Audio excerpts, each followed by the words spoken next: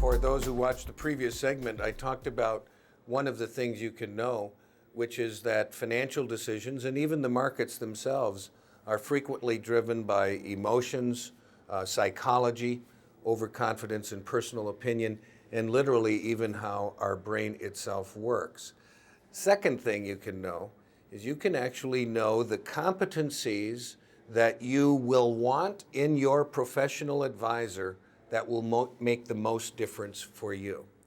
Ameriprise several years ago actually sponsored a research project that was in fact coordinated by the Consortium for Research on Emotional Intelligence in Organizations. Long name, but a very well-regarded consortium.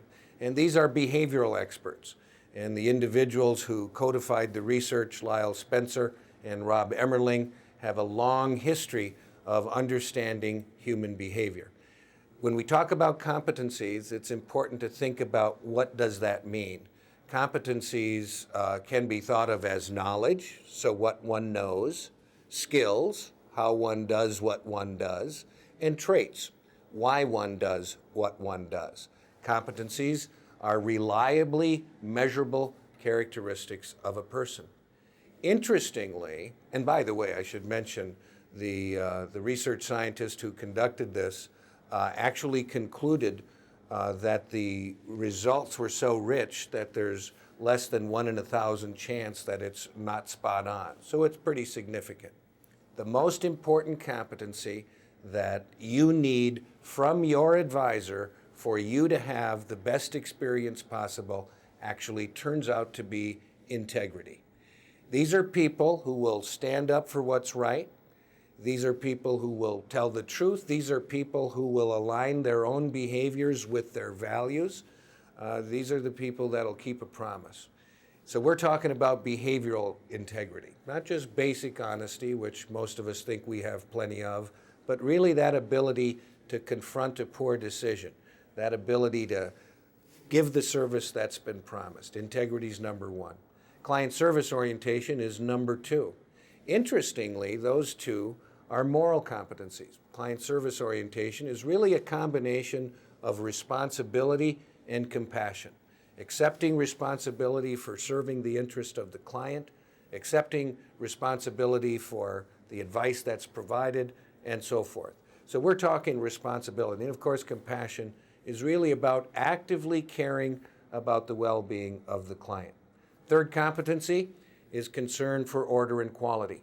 So these are people who are doing things like planning and tracking and making sure that they're keeping score and that they understand the process and that they understand the sequence of events and that they are paying attention to the goal and the progress towards it.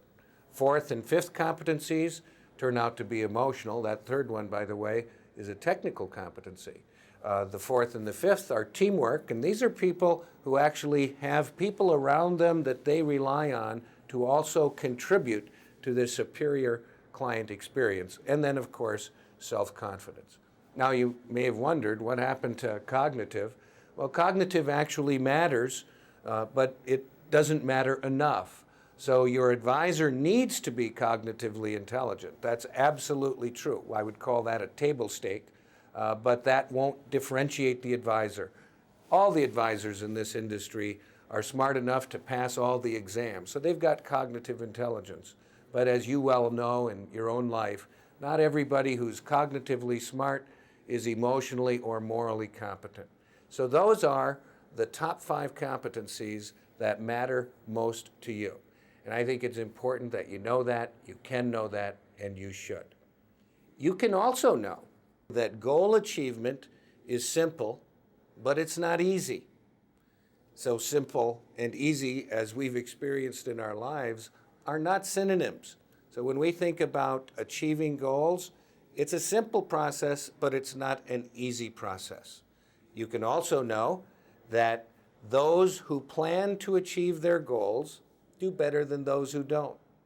Those who have a mental map do better than those who don't have a plan, but those who have a physical plan that they've actually written do better than those who have just a mental map.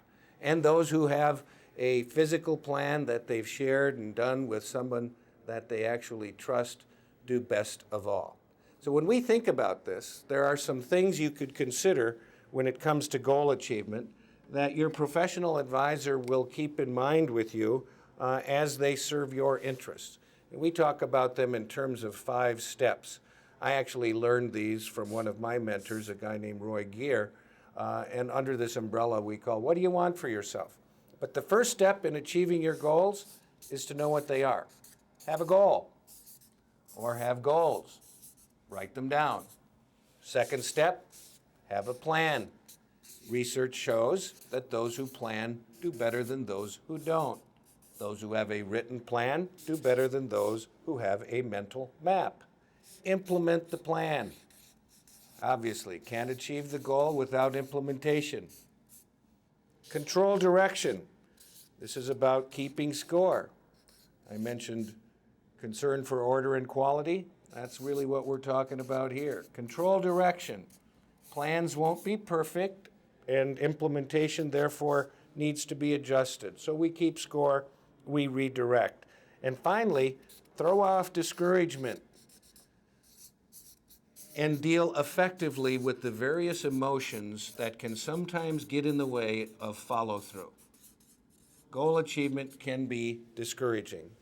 So you can actually know that goal achievement is simple but not easy. And of course, this gives you a sense of how that would look. And finally, you can know that those people who reflect on their personal values when making financial decisions, or any decisions for that matter, make better decisions. Those are 5 things you can know. And I think it's important that we understand all of them. So let me go over them real briefly once again. You can know that emotions, psychology, overconfidence, and the brain itself influences decision making. You can and you should know that. You can actually know the competencies that matter most. You can know that those who plan to achieve goals do better than those who don't.